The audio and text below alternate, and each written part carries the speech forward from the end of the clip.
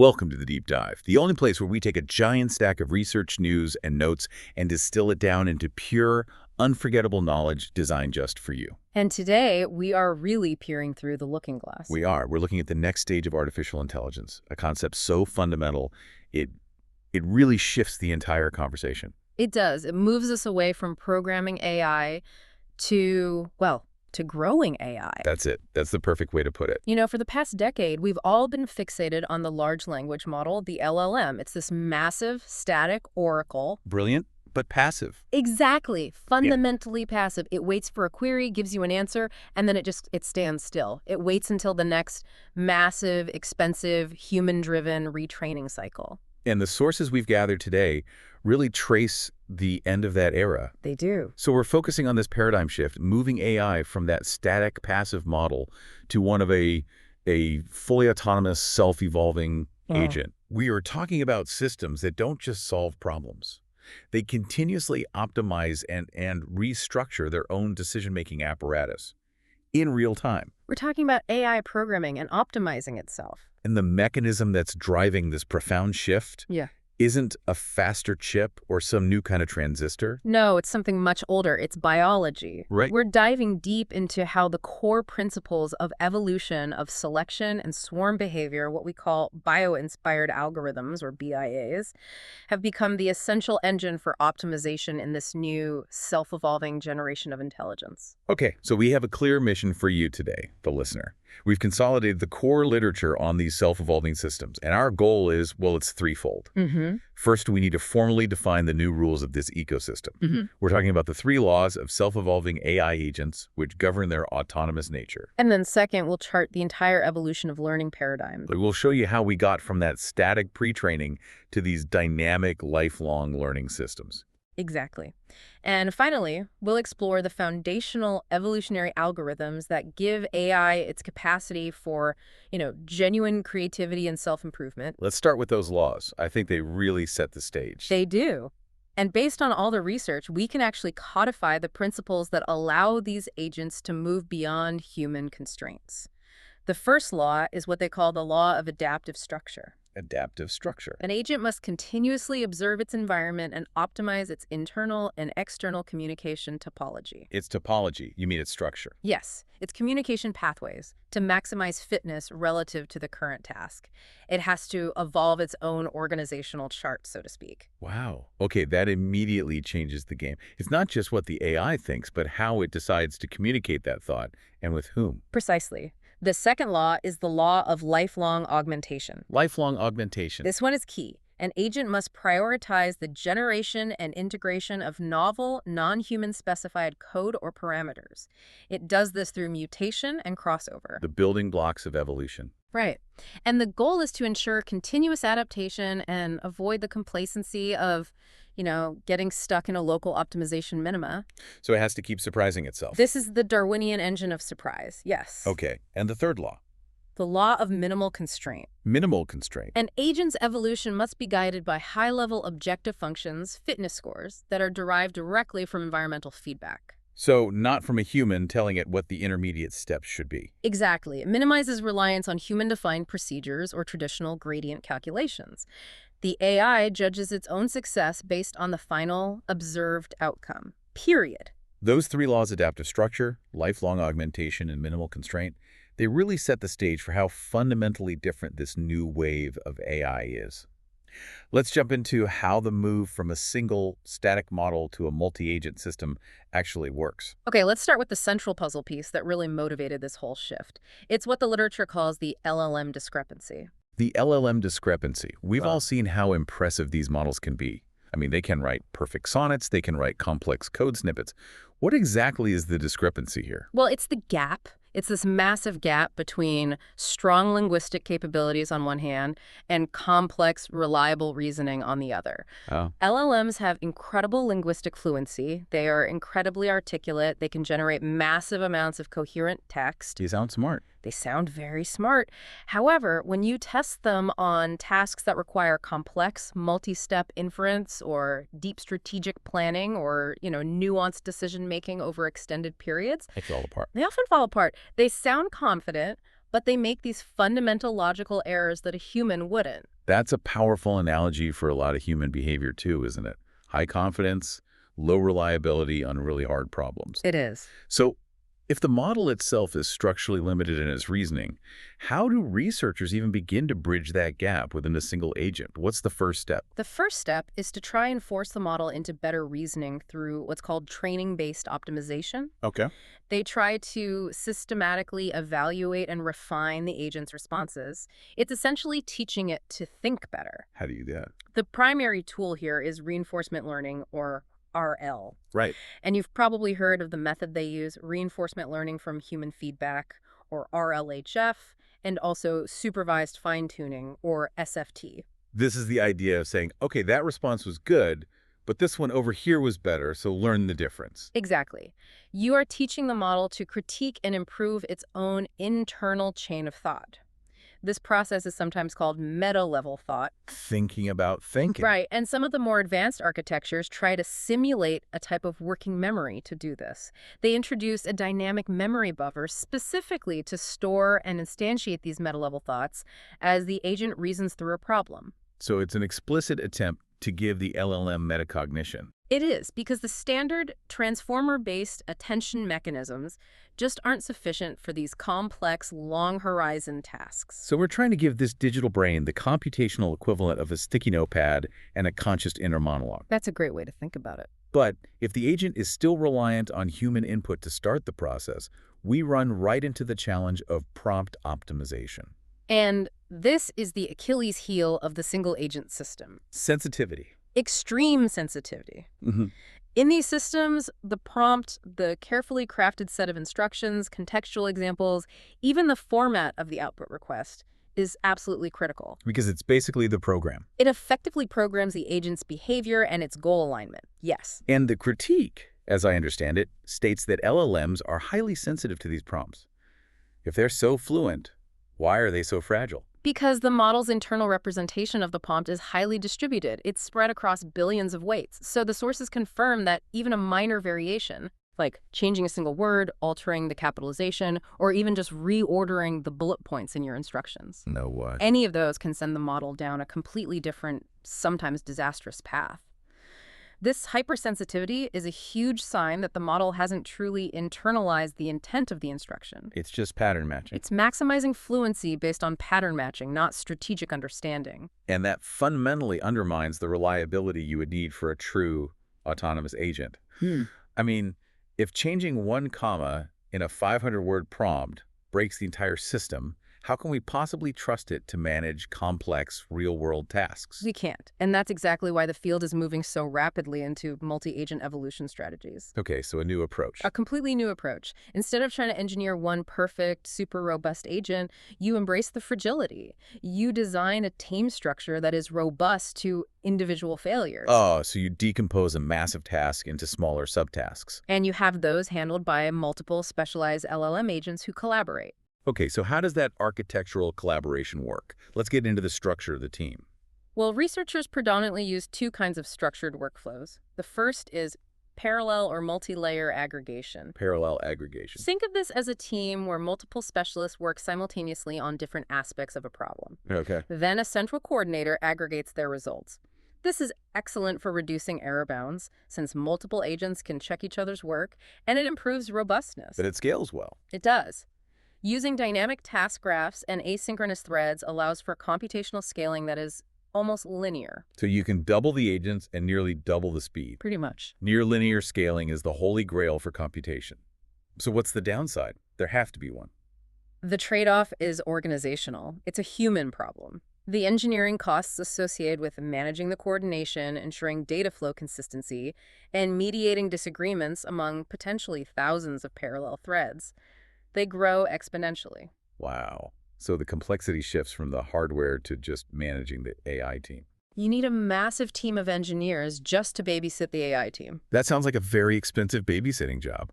What's the second workflow, the alternative? That's the hierarchical workflow. This is a structured, multi-level, top-down design. So more like a traditional company structure. Exactly. And it's used specifically when subtasks have strict contextual dependencies. You can't start step B until step A is complete and signed off. Here, the system decomposes tasks across layers, with specialized agents at different levels of abstraction. Like a CEO agent at the top delegating to a VP agent, who then delegates to a manager agent. Precisely. A great example from the research is a system like MD agents. It deploys a moderator agent at the top to synthesize diverse suggestions from lower-level specialists. And it can bring in outside info. Yes, and consult external knowledge bases before reaching a final decision. Or there's another one, MD Team GPT, which uses reflective discussion mechanisms, actually mimicking a medical team to support self-evolving diagnostic processes. This brings us to the core conceptual breakthrough you mentioned earlier, topology optimization. Yes. We've talked about optimizing the content, which is the prompt and the process, the parallel versus hierarchical structure. But the big leap is treating the structure itself as the thing to be optimized. This is the moment the AI fulfills that first law we talked about, adaptive structure. Right. Instead of seeing the communication structure, the topology, as this fixed organizational chart we drew, the researchers realized the topology itself is the most powerful optimization target. And the core insight is what? It's devastatingly simple. Even the most carefully engineered prompts cannot compensate for poor architectural choices. The medium is truly the message when it comes to coordination. So the system is no longer just solving the problem. It's figuring out the best way to organize its own intelligence to solve that problem. So if I have 5 specialized LM agents, one for research, one for summarization, one for coding, one for verification, the system needs to know if they should be arranged in, say, a wheel or a chain or a dense mesh network, depending on the query. Precisely. And this is being tackled in 2 simultaneous directions. First, with what they call code-level workflows. Okay. This involves representing the multi-agent workflows as executable programs or typed code graphs. So it's more formal, more verifiable. It allows for explicit coordination, making the logic verifiable and enabling compositional reuse, just like in object-oriented programming. Autoflow is a prime example here. It represents the workflow as a program graph that can be automatically checked for logical errors before you run it. That makes the process much more robust and reusable. I can see that. But the truly dynamic evolution happens when they optimize the communication graph topologies themselves. That's where we see the algorithms actively evolving their own teams. So give us an example. Take a system called Dynaswarm. This system recognized that different types of queries, say a short factual question versus a long exploratory research request, require completely different structures. Of course, a different team for a different job. So Dynaswarm extends the optimization search space beyond just a single graph to a whole portfolio of potential graph structures. And how does it choose? It uses an actor-critic optimization method, A2C, along with a lightweight graph selector to pick the absolute best topology for that specific instance or query. That embodies the second law, lifelong augmentation, but applied to the org chart itself. The AI is literally saying, I have this new problem, and the way I solved the last one is suboptimal for this one, so I must restructure. It is the AI acting as its own organizational development consultant, and it gets even more sophisticated. How so? With advanced dynamic topologies like Dylan doesn't just synthesize a graph and then execute it. It dynamically modulates the communication graph during execution. During the task. Mid-task. Imagine you're in a meeting and the AI automatically mutes and dismisses team members who are not contributing value to the current agenda item. That's ruthless efficiency. How does it decide who is low value? Well, Dylan treats the search space as active agents across different layers with an early stopping time axis. It actually prunes low-value agents whose intermediate outputs aren't advancing the solution, using an LLM ranker. And the ranker is based on what? It's based on an agent importance score. If agent A is just generating noise or redundant information, Dylan identifies that score drop and prunes that agent from the current communication flow. The system is evolving its own architecture mid-task in a continuous self-correcting loop. That's an incredible level of autonomy. It is. But we need to take a step back and look at the engine that makes all this optimization and selection possible, the roots in biological evolution. All of this complex multi-agent restructuring, it all relies on foundational mechanics perfected over billions of years. We are talking about the Darwinian core. It's amazing to think that the same principles that led to the evolution of the human eye are now being used to design artificial neural networks. And the core concept is, well, it's straightforward, just as Charles Darwin established. Natural selection is survival of the fittest. Right. In optimization terms, fitness is reproductive success, or, more practically for us, how well a potential solution is adapted to the problem environment. So the higher the fitness value, the more likely that solution is to survive and contribute its genetic material to the next generation. Exactly. So how do we translate that biological process into a computational evolutionary loop? What are the steps? The loop is iterative and ruthless, and it follows three core steps, repeated thousands, sometimes millions of times. Okay, step one. First, initialization. You start with a blank slate. You create a random population of individuals, and these individuals are your candidate solutions. So if you are solving a financial portfolio problem, an individual might be a list of asset weights. Precisely, or a path for a robot to follow. Then, second, you have mating. This is where the magic happens. This is where the magic of recombination happens. The current population, which we can call P, generates a new generation of offspring, OO, and this involves three sub-mechanisms. What are they? You have parental selection, which is choosing who gets to reproduce. Then crossover or recombination, where genetic material from two parents is mixed to create a new hybrid solution. And finally, mutation. Mutation. That sounds like the spark of true novelty, the source of unpredictable leaps. It is the biological engine of that second lifelong augmentation. It's where you get random, small changes introduced to the genome, ensuring the search doesn't get stuck, and can explore entirely new parts of the solution landscape. And then the final step, the most brutal one, I imagine. The most selective step, survival. The original population and the new offspring are all merged together. Then you aggressively cull the combined set, reducing it back to the original population size by selecting only the fittest individuals. So only the ones with the highest objective function scores. Right. And that chosen, truncated population becomes the starting point for the next, and hopefully better, generation. It's an elegant self-refining machine.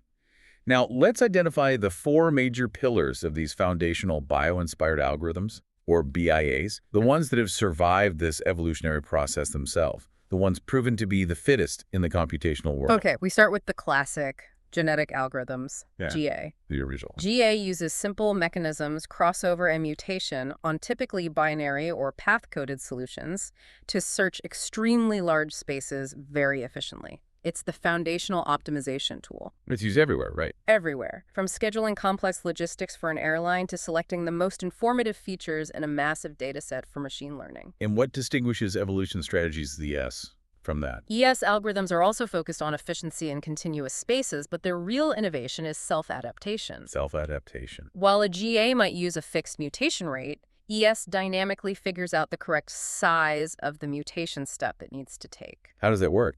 Well, if it's in a flat part of the solution space, it might realize it needs to take a huge leap to find something new. But if it's near a promising peak, it will slow down and explore with tiny, cautious steps. It is essentially learning its own ideal speed for navigating the problem landscape as it evolves. I love that idea. The algorithm learning its own meta strategy.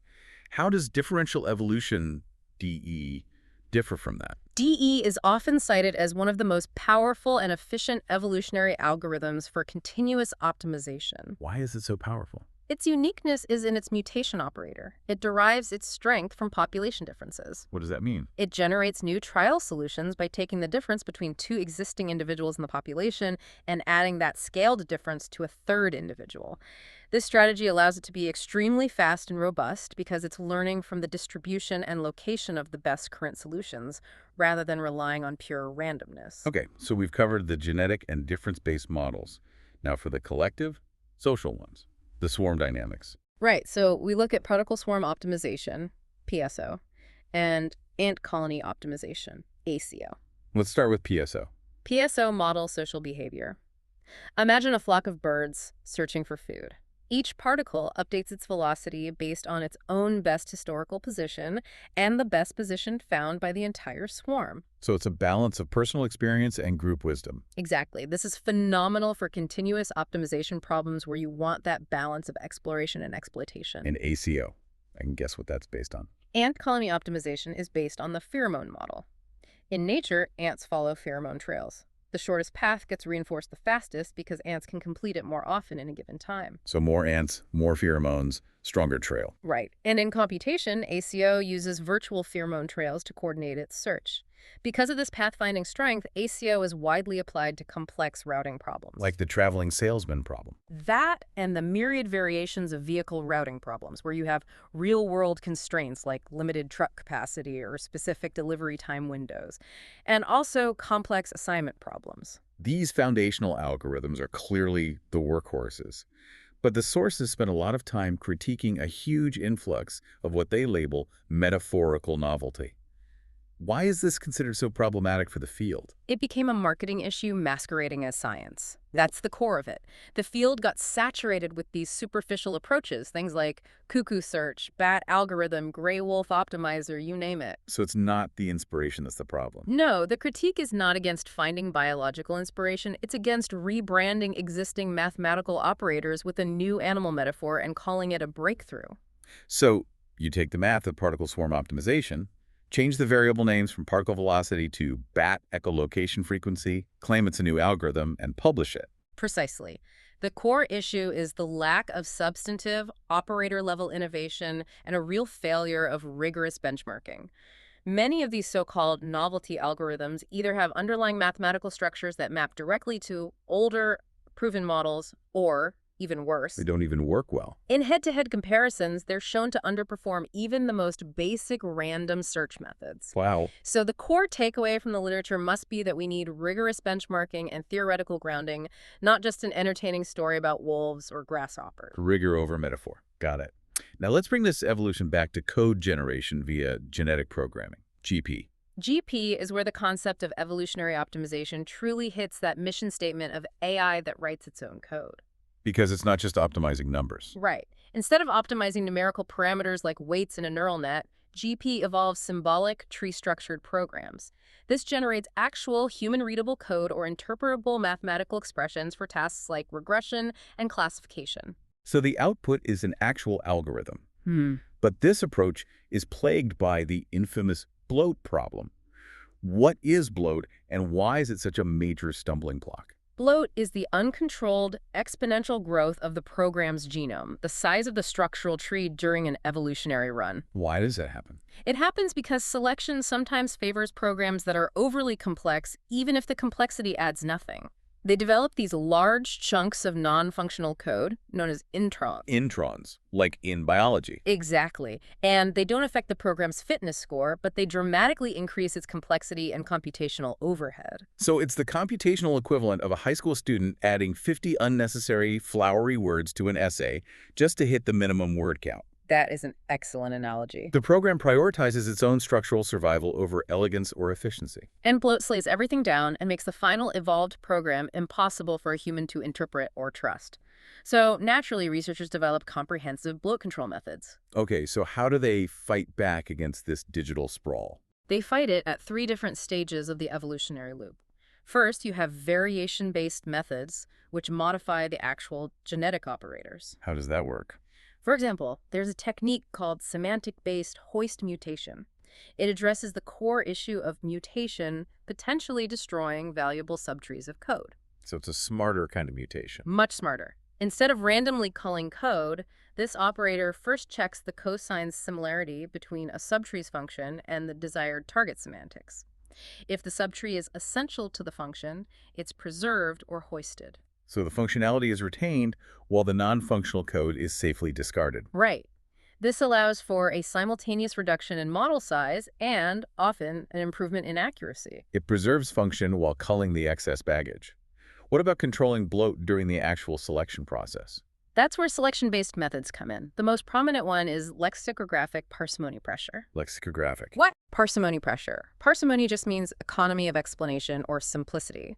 This method dictates that selection primarily uses the fitness value. The best performing programs are always chosen. But what if there's a tie? But if there's a tie in fitness between 2 programs, the tree size is used as the secondary tiebreaker criterion. You select the smaller, equally fit program, thus favoring elegance and simplicity. I see. And finally, what are evaluation-based methods? These methods hit the problem earliest by incorporating size directly into the scoring. They penalize the largest individuals during the fitness calculation itself. So a bigger program gets a lower score, all else being equal. Exactly. If Program A has a fitness of 0.9 and is 100 lines of code, and Program B also has a fitness of 0.9 but is 200 lines of code, Program B receives a lower final score because of that size penalty. And these strategies are critical. Absolutely critical for making GP scalable and ensuring the results are actually interpretable by humans. We've seen the foundation. Now let's connect this evolution back to the biggest computational challenge of the modern AI era, training these gigantic large language models. If bloat is a headache for genetic programming, I can't imagine the headache of optimizing a model with hundreds of billions of parameters. That brings us directly to what's known as the gradient problem. A gradient problem. Traditional optimization methods like atom or stochastic gradient descent, they all rely on backpropagation. And backpropagation requires calculating and storing the gradients of every single parameter in the model and then managing the optimizer state on top of that. That sounds like a massive logistical problem for a giant model. It is more than logistical. It's an absolute memory wall. Training these large models typically requires anywhere from 3 to 8 times the size of the model parameters in GPU memory. 3 to 8 times. Yes, just to store all the required gradients and optimizer states. For models exceeding even 10 billion parameters, this quickly becomes prohibitively expensive, and it locks out all but the biggest tech labs with massive hardware budgets. Let me get this straight. If I have a 30 billion parameter model, and each parameter is 4 bytes, I might need over 500 gigabytes of dedicated GPU memory just to store the necessary training data for one step. That hardware requirement is astronomical. It creates an economic and computational moat around this research. And this forced researchers to look for fundamentally new optimization methods that avoid backpropagation entirely. And that's the appeal of zeroth order ZO method. Exactly. Zeroth order means no gradients, right? Correct. These techniques are backpropagation free. They estimate gradients solely using forward passes. What does that mean, a forward pass? It means they only need to calculate the model's output for a given input. They don't have to trace the error backward through every layer. This makes them far, far more memory efficient. That sounds fantastic. But what's the memory saving we're actually talking about? Can you give us a concrete example from the research? Absolutely. The development of an optimizer called MESO, which stands for Memory Efficient Zeroth Order Optimizer, demonstrated remarkable gains. By adapting classical ZO SGD techniques to operate in place on the existing model weights. They achieved what? They achieved up to a 12 times memory reduction compared to conventional backpropagation methods. 12 times. That's massive. What does that mean in practical terms for research? Who can do this now? It meant that researchers could fine-tune a 30 billion parameter model on a single 80 GB GPU. Wow. If they had used conventional backpropagation, they would have been limited to a model size of only about 2.7 billion parameters on that same hardware budget. So this isn't just an optimization, it's a massive democratizer. It allows smaller labs and university groups to work with truly large models for the first time. That's the key impact. But ZO methods aren't perfect. I've heard they can be slow or introduce high variance, which means the results can be unstable. That's the drawback, and that's precisely why evolutionary algorithms are essential to create hybrids. This brings us to a system called SharpZO. SharpZO. It's a two-stage hybrid approach designed specifically for vision language models, or VLMs. The goal was to combine the strengths of global search from EAs with the memory efficiency of ZO. Okay, so how is the evolutionary algorithm integrated into that process? The first stage uses evolutionary strategies, ES, one of those robust foundational BIAs we discussed, for a sharpness-aware warm-up. Sharpness-aware. It means the evolutionary algorithm globally explores the high-dimensional weight space, and it's looking for regions of the loss landscape that are both low-loss and smooth, or not sharp. This creates a strong, globally optimized starting point for the weights. So ES acts as the world explorer, finding the safest and most promising base camp before the final, precise ascent begins. Precisely. Once that strong initialization is found, the second stage kicks in. That stage uses sparse ZO optimization for the fine-grained local search. And the whole thing is still memory efficient. The entire process remains gradient-free, ensuring memory efficiency. But it leverages the exploratory power of ES to overcome the traditional instability of ZO methods. This hybrid achieved performance gains of up to 7% on average over other forward-only optimization methods. That's a masterclass in hybridizing approaches. Now let's pivot from models to money and other high-stakes domain where EAs thrive. financial optimization, and portfolio management. Right. When you look at traditional finance, portfolio optimization is challenging enough as it is, but when you introduce real-world constraints, Like what? like cardinality constraints, which limit the number of different assets you can hold, or quantity constraints, or round lots, which are minimum share purchase requirements. Once you add those, the problem quickly becomes mathematically intractable. Why does adding those simple-sounding constraints suddenly make it so difficult? Because the search space is no longer continuous and smooth. It becomes highly discontinuous and discrete. This means the problem becomes NP-hard. NP-hard, meaning that as the number of available assets increases, the computational time required to find the optimal solution increases exponentially. Exactly. Traditional deterministic optimization methods simply cannot handle this computational load in a reasonable time frame. They just break. So EAs, which are inherently designed to explore these messy, large, discontinuous search spaces, become the ideal tool here. But portfolio management involves conflicting objectives. You want to maximize return and you want to minimize risk. How do you optimize two things at once? You utilize multi-objective evolutionary algorithms, MOEAs. Okay. If you used a single objective EA, you'd have to run it over and over again, changing the risk tolerance each time just to map out the trade-offs. Yeah. It's computationally prohibitive. Plus, single objective methods are often very susceptible to the shape of the search space, especially if it's non-convex. And MOEAs solve this by delivering the entire Pareto optimal set. Exactly. The proto-optimal set is the set of all solutions where you cannot improve one objective, say increasing return, without worsening the other, so increasing risk. So it's the efficient frontier. It's the efficient frontier.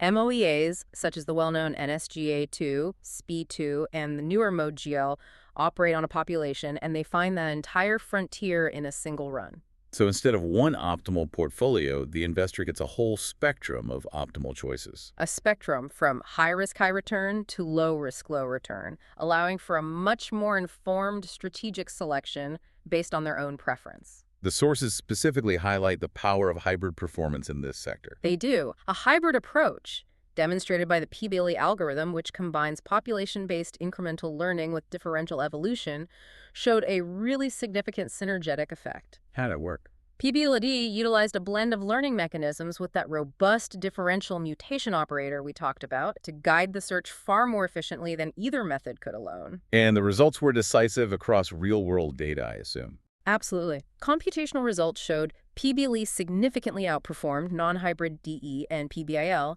in minimizing the mean percentage error across complex real-world financial datasets. This included major global indices like the Hang Seng, DAX 100, FTSE 100, S&P 100, and the Nikkei. So this proves that embedding specific learning mechanisms and heuristics into the evolutionary loop makes them superior at solving these constrained NP-hard financial problems. Without a doubt. Shifting gears now from finance to medicine, let's talk about EAs designing new molecules. This is where AI moves from optimizing data to optimizing matter itself. This is the fascinating field of AI drug design. Genetic algorithms are fundamentally applied to de novo drug design. De novo, meaning from scratch. Exactly. Creating entirely new, novel chemical structures from scratch, rather than just screening existing libraries of molecules. The core idea is to evolve the chemical structure under a very carefully defined fitness function. What goes into that fitness function for a drug? It's extremely complex. It scores molecules based on desirable properties, like predicted binding affinity to a specific protein target, synthesizability, can we actually make this molecule in a lab, and even the predicted safety or toxicity profile. GAs use their reproductive operators to efficiently search the vast chemical space. And how does the GA ensure it's not just generating slightly tweaked copies of existing molecules, but genuinely novel ones? That's a crucial design aspect. GAs are often implemented to explicitly minimize the three-dimensional similarity among the generated conformers. So they're forced to be different. They're forced to ensure a broad coverage of conformational space. The evolutionary process is pushed to explore different topologies and chemical structures. Without the exploratory power of GA, this computationally complex search for a truly novel chemical topology would be practically impossible. Finally, let's wrap up this section with the truly fascinating biologically inspired models of defense. Artificial immune systems, AIS. AIS algorithms draw their inspiration directly from the human immune system's ability to recognize foreign invaders, antigens, learn from them, and form a robust memory.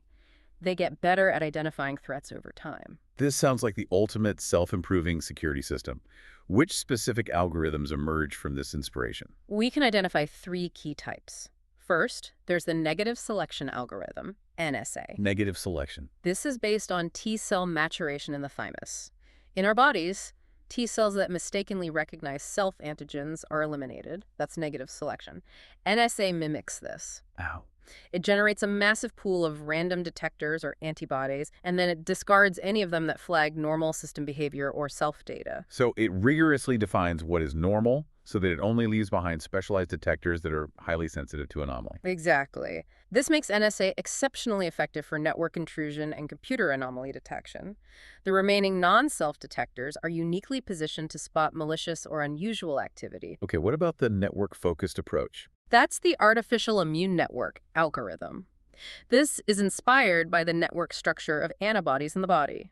It's designed to reduce and classify data by forming a connected network of antibodies based on their affinity levels. So it's a dynamic network. It constantly refines its structure by strengthening effective connections and eliminating weak ones. And its practical application. And that is highly valuable for routing optimization in communication networks. It can find the optimal route that minimizes cost and latency across a complex graph structure, constantly adapting to network congestion and changes in the network topology. And the third type, the one focused on improvement through proportional success. That's the clonal selection algorithm, CSA. This focuses on affinity maturation and cloning. When our immune system encounters an effective antibody, it clones it extensively to fight the infection. And in the algorithm. CSA takes individuals, say, a set of parameter settings for a machine learning model, and it clones those with better performance in proportion to their fitness. The most accurate parameter set gets proportionally more resources and more offspring in the next generation, continuously enhancing the quality and effectiveness of the solution population. We've seen evolution optimize parameters, like in drug structures, and even optimize entire processes, like in financial allocation. Now we reach the frontier, using evolution to automatically discover and design the very neural network structure itself.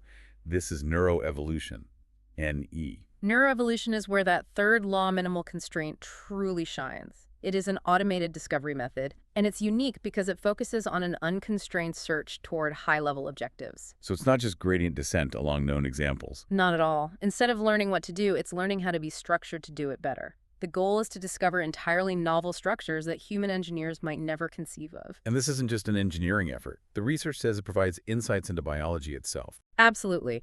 NE simulations are powerful research tools. They offer insights into the evolutionary origins of neural circuits.